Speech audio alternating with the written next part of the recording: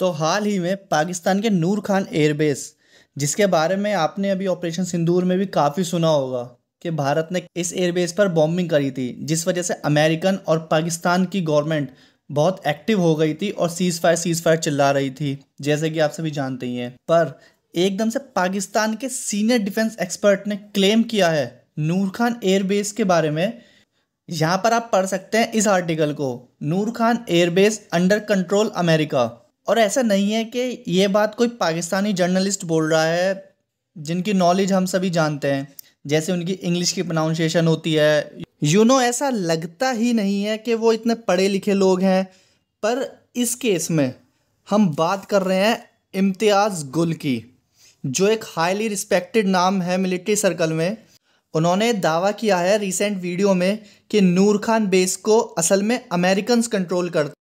मैं चाहता हूं आप उनकी इस वीडियो को एक बार ज़रूर देखें।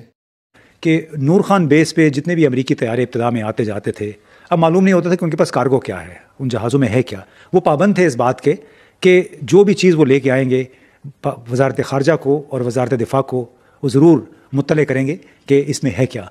लेकिन जनाब वो ये समझ बैठे थे कि शायद नूर खान बेस उन्हीं का हो गया है, मुकम्मल तौर पर उनकी निगरानी में है। और यही वजह थी कि एक मरतबा एक हमारे एयरफोर्स के अफसरान ने कुछ पूछने की कोशिश की वहाँ पे जो अमरीकी मरीन थे, जब सामान जहाज़ों से उतर रहा था तो उनको कुछ शक हुआ। जब शक हुआ तो उन्होंने पूछा कि है क्या, तो उसने कहा कि सॉरी हम आपको ये नहीं बता सकते, तो हमारा अमेरिका का सामान है। तो जब हमारे अफसरान ने थोड़ी सी मुज़ाहमत की तो अमरीकी मुहाफ़िज़ ने या मरीन ने पिस्तौल निकाल लिया, सब पे पिस्तौल तान लिया कि आपको इस बात का कोई इख्तियार नहीं है, you are not authorised to ask this question. You are not authorised to ask this question.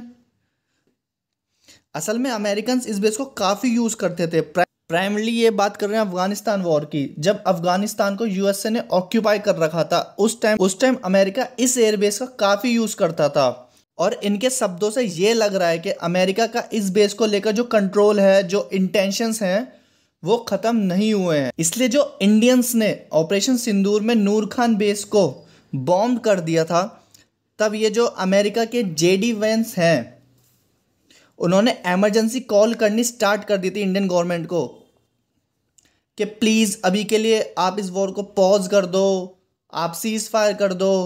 और तब से अब तक ऑपरेशन सिंदूर जो है वो पॉज हो गया है, होल्ड पे हो गया है इस टाइम के लिए। तो क्वेश्चन ये है कि आज भी ये एयरबेस अमेरिकन कंट्रोल में है, क्योंकि जब आप इस एयरबेस की हिस्ट्री देखेंगे तो हमेशा इस एयरबेस का नाम जो है वो नूर खान एयरबेस नहीं था। असल में इसका पहले जो नाम था वो चकराला एयरबेस था।